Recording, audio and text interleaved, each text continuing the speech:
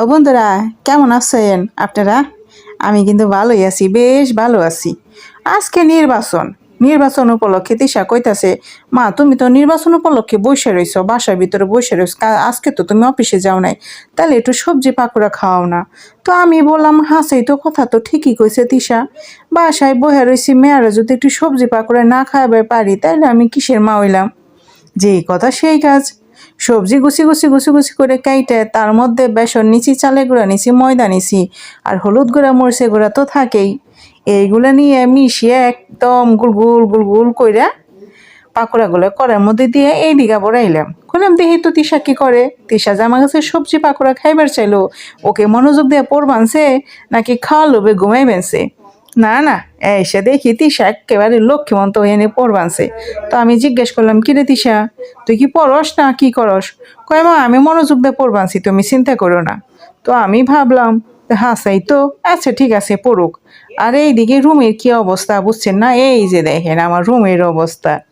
ওই যে একটা কথা আছে না, কাজ না থাকলে একটাই কাজ, খালি শোয়া বসা।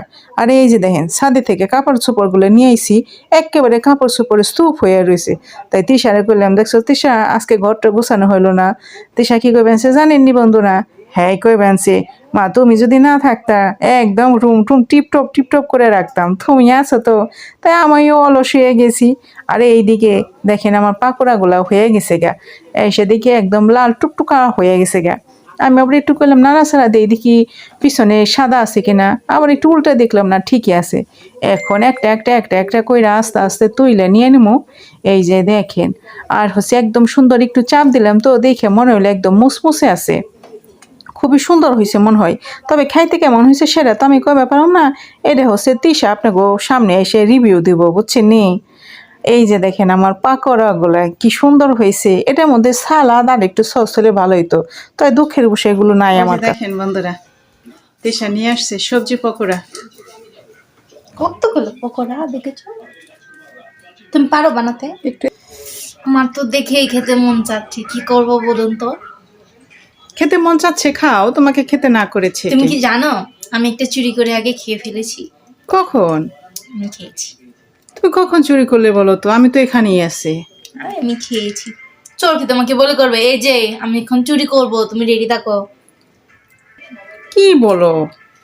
আমি এখানে আছি, তুমি কোন ফাঁকায় খেয়ে আসলে? ও এখানে চুপচুপি খাচ্ছিলাম। তো যাই হোক, বলো এবার। খেতে কিন্তু অনেক মজা হয়েছে মা, ভীষণ মজা হয়েছে। ফ্রেঞ্চ ফ্রাই থেকেও অনেক বেশি মজা হয়েছে। তাই? আমি তো প্রথম বলছিলাম একটু ফ্রেঞ্চ ফ্রাই বানানো, কিন্তু মা পরে বলো চল তো